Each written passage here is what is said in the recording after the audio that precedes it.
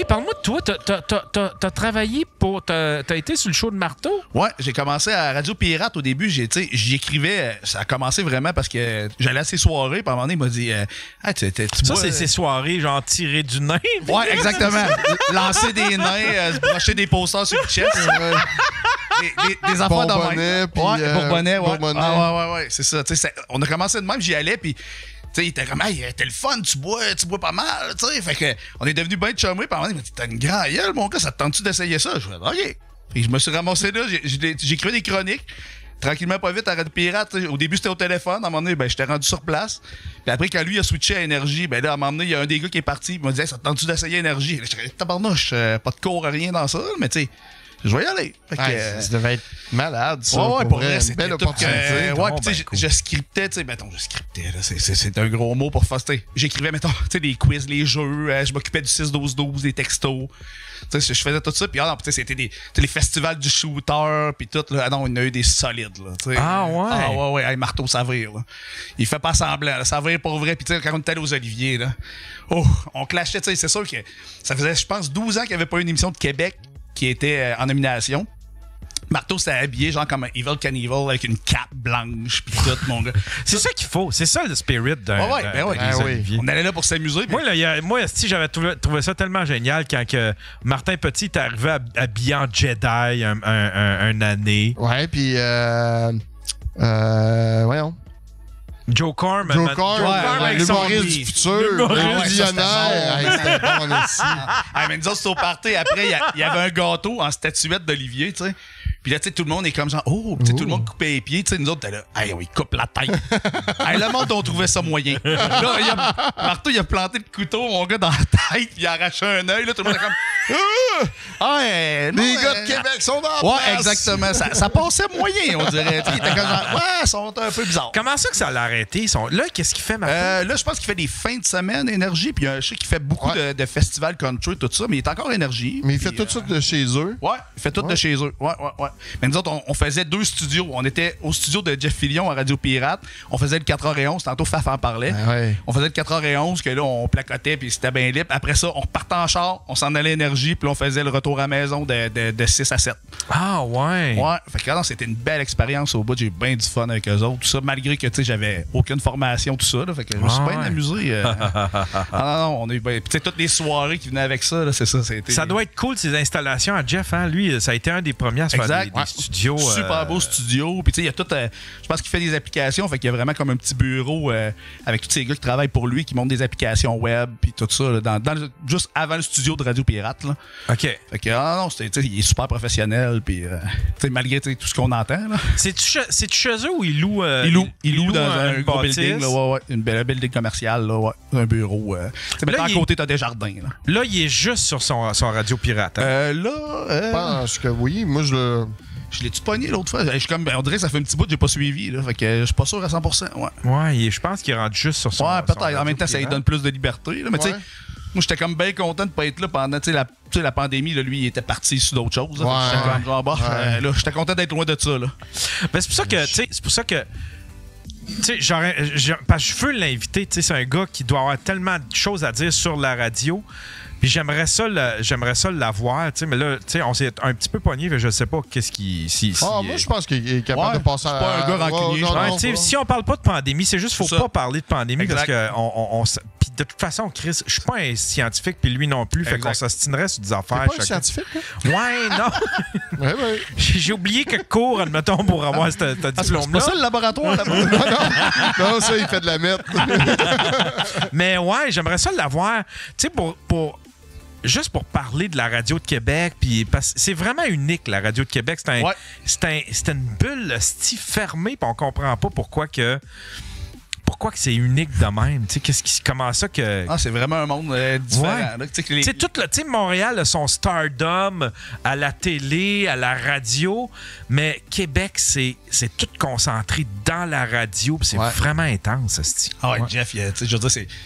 Je dirais à la limite, c'est sectaire. Là, le monde sont comme... Ouais. Ben, Marteau aussi. Ouais. Marteau, mais étonnamment, quand je me suis pas... Tu sais, parce qu'on a débattu, puis les fans de Jeff, les vrais fans de Jeff, ceux qui étaient là avant la pandémie, eux autres, ils ont été respectueux. Ils ont fait « Ah, si, t'as été bon, c'était cool.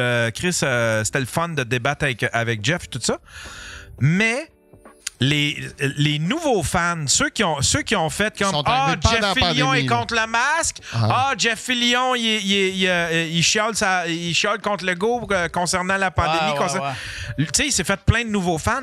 Eux autres, ils me détestaient. Puis eux autres, ils m'écrivaient des niaiseries. Puis tu sais, je le voyais, là, tu sais, là, que c'était pas des vrais fans de... ils s'étaient trouvé un porte-parole.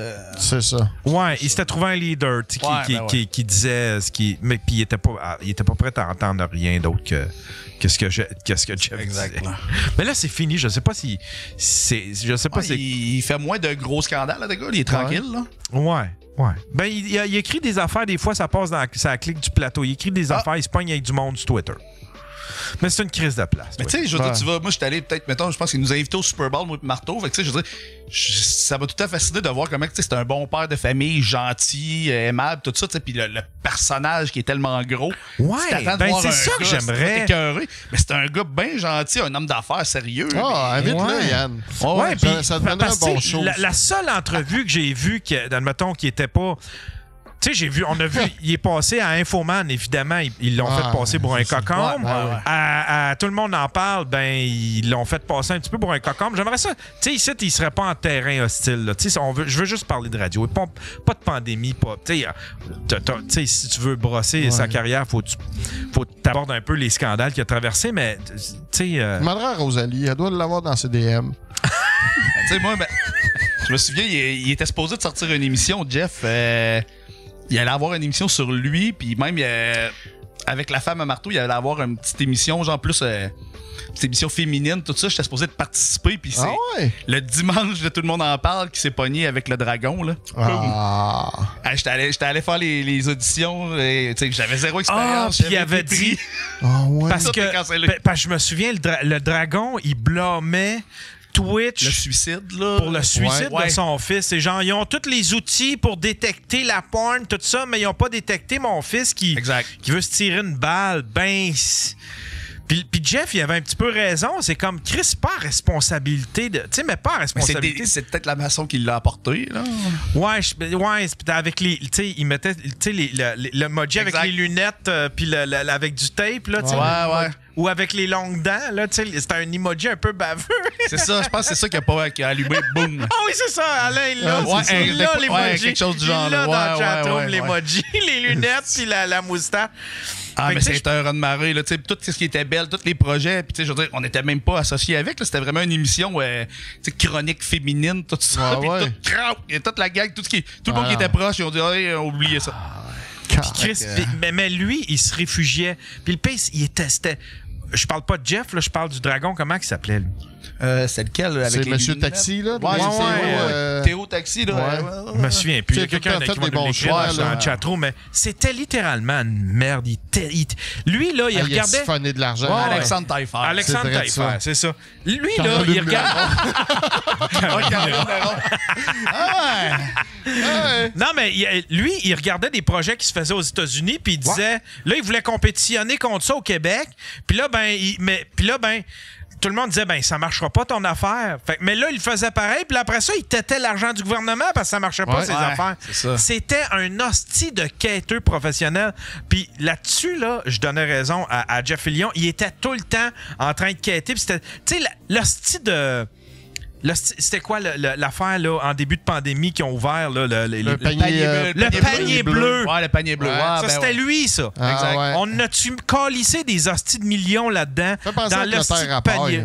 Ouais, c'était un hostie de gosseux de calice, là, tu sais, là. Puis évidemment que avec son fils qui s'est suicidé, lui, il se réfugiait vers ça, tu sais, fait que il y avait la sympathie, tu pouvais pas trop y toucher à cause de ça. Mais en même temps, t'es une marde, tu sais, t'es une marde. Même François Lambert l'a ramassé, puis je veux dire, il était dragon avec, là, fait que... Ouais. Je pense que rendu là, tu vois que... Ça, c'est un mystère. Comment ça que François Lambert... Comment ça que les gens détestent puis se moquent de François Lambert?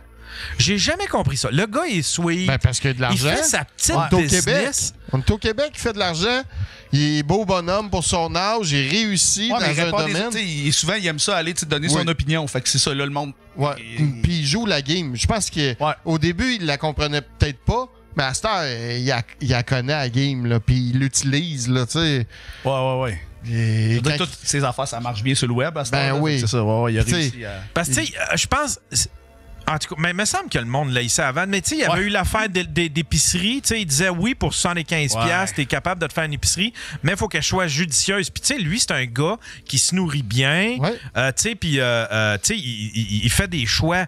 Il fait des choix qui sont judicieux, là, tu sais, là. Puis il avait raison avec 75$, mais tu manges, tu sais, tu vas manger la même affaire souvent puis longtemps, puis tu sais, tu vas te tanner. Le monde apportait aussi que, tu sais, c'est facile, 75$ quand toi, mettons, tu fais ton miel, t'as de la viande, tu sais, t'as une ferme. Tu sais, c'est ça aussi qui est différent que monsieur, madame, tout le monde, là. Tu sais, il est équipé en tabarnak. Non, mais il l'a prouvé quand même. OK, il l'avait prouvé. Tu sais, il avait prouvé qu'il était capable de faire une épicerie avec 75$. Une poche de riz, de la farine, des œufs, du lait. C'est ça. C'est sûr, si tu penses te faire une lasagne, 70$, c'est ça que ça te coûte à cette heure, là, faire une lasagne. Tu suis toute la semaine avec une débarbouillette à la lave. Ça comme fou. Marc, il a un bon point. Il dit représente le capitalisme et ça fait chier beaucoup au Québec. On les a. Nous autres, tu sais, il y a comme un threshold. Il y a comme 2 lignes. Tu traverses une première... Tu sais, t'es tout petit, les gens, ils t'encouragent, ils veulent que tu sois plus gros. Un moment donné, tu traverses une ligne, les gens, ils veulent plus, là. C'est comme, non, faut que tu restes petit, Puis là, si tu continues de grandir, puis tu dépasses une deuxième ligne, là t'es safe. Là, t'es correct. Là, il n'y a plus personne qui peut toucher. Mais entre ces 2 lignes-là, quand t'as atteint un certain niveau de succès, tout le monde veut te rabaisser, tu sais. Il a aussi flashé sa Lamborghini. Tu sais, souvent, ça au Québec, comme tu disais. Ah, tu peux pas faire ça. C'est ça. Mais tu sais, il a flashé. Il vient de me payer une Lamborghini cash. Son tracteur entier, sa ferme, son champ doublon, tu sais, il y a 60 plants doublons, puis le monde sont là. Voyons, tabarnak, tu peux pas faire de bière avec ça. Ils s'en calissent. S'ils voulaient avoir du doublon chez eux, c'est tout. Il y a une érablière. Aussi, ben oui. Mais il n'y a pas son quota, fait qu'il peut pas vendre. Puis c'est de là que ça a parti de sa transformation de produit. C'est pour ça qu'il a commencé à faire du popcorn à l'érable, puis du... fait que, tu sais, il est débrouillé. De dragon. Ouais, la barbe de... Chris, il fait des lives sur TikTok. C'est tout lui qui emballe, puis qui ship ses affaires. Tu sais, il pourrait se payer des employés. Il est riche. Il y en a. Il y en a. C'est juste le dimanche matin à 6h15. Il met la main à pâte, là, tu sais, là. C'est un travailleur. Ouais, c'est ça. Fait que, tu sais, pourquoi que le monde l'haïsse? Parce qu'il réussit. Ouais, c'est juste ça. Tu sais, c'est comme la risée, puis là, tu sais, c'est comme la gauche en m'a. Tu sais, c'est pas mal tout du monde de gauche un peu. Tu sais, il le voit comme quelqu'un de droite. Le gars, il est sûrement même pas de droite. Mais il en a tellement profité de... Ça a été un avantage pour lui parce que à chaque fois que quelqu'un l'haïssait, il vendait du popcorn. Ouais, c'est vrai. Ah ouais? Ben oui. Hey, c'est le même qui s'est fait connaître. Quand il a passé à un souper presque parfait, avant ça. Ouais. Souper presque parfait, là, personne ne le connaissait. Puis là, il flashait ses bonnes bouteilles de vin. Puis là, vous allez voir. Son poivre de Jakarta. Ouais, ben ouais. Son crise de poivre de Jakarta. Tu vas là pour gagner 2000$. Le gars sort une bouteille à 3000$. C'est ça. Le gars, il est peut-être fendant un peu aussi. Ouais, mais ça... Non, mais quand tu peux. Moi, quand je voyais ça, je voyais un gars riche, mais qui tripait, c'est un épicurien. Fait que lui, c'est comme, hey, Chris, regardez, j'ai un beau trésor, j'ai une bouteille à 3. Pour lui, ça avait une valeur. Tu sais, son poivre de Jakarta, puis tout est minutieusement choisi pour des plaisirs, des saveurs, tu sais. Mais je le voyais pas vraiment en train de flasher tant que ça. C'est juste comme genre. Épicurien, goût, tu sais, il est quand même sorti avec Marie-Chantal Toupin. Il y en a qui disent dans le chat. J'avoue que ça. Tu sais, je veux dire.